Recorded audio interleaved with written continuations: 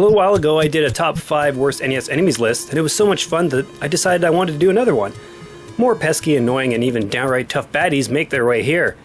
And thanks so much for all your comments on that last episode too. Some really excellent picks that we'll be discussing today, so let's begin.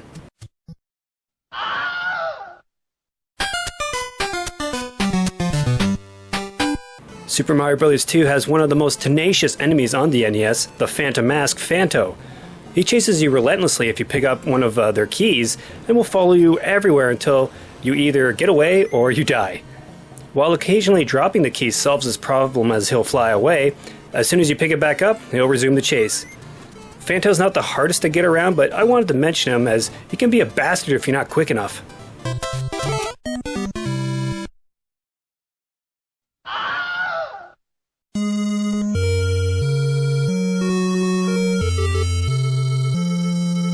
Wizrobes, they are not much fun to deal with, especially when you meet them in level 6, the Lion, a notoriously tough dungeon on its own. There's two types of these menacing magicians in The Legend of Zelda, the weaker orange ones and the tougher blue guys. They can teleport, fly around the place, and blast powerful magical attacks at you. The worst part? They're almost always found in gangs. Out of all the cannon fodder in the original Zelda, the Wizrobes are my most hated enemy. They can take a lot of punishment, and if you're not prepared, they can wipe you out real quick.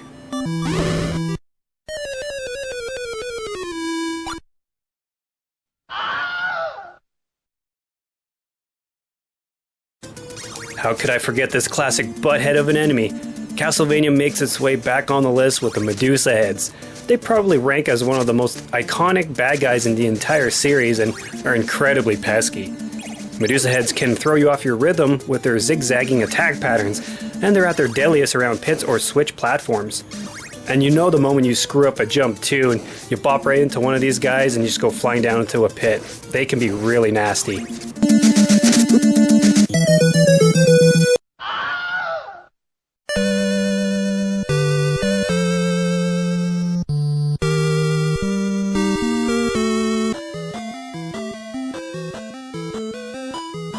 Lucky for us, these bird knights can't fly. The oddly named Foca reside in the final area in Zelda 2, the Great Palace.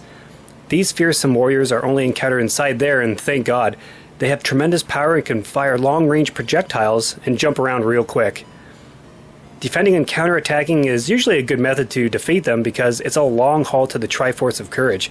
I always thought these guys looked really cool even as a kid. I just hated fighting them because they were super annoying.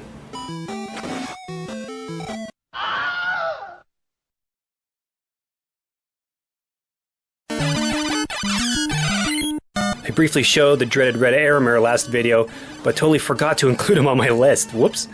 And what a worthy contender too. He's a troll in every sense of the word. He moves quick, he can fly and evade your attacks easily, and can spit projectiles too. Not only that, but they can take some real punishment. They're no cream puffs. And then you get to the later stages where they're just literally everywhere. Talk about tense and frustrating, man. For being one of the most tenacious NES villains, I salute you, Red Aramir, you magnificent bastard.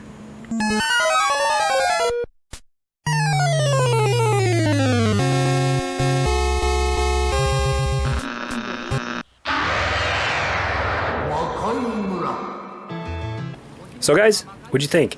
Got any more suggestions? Let me know down in the comments section below. I'm Will. For those about the retro, we salute you. Take care.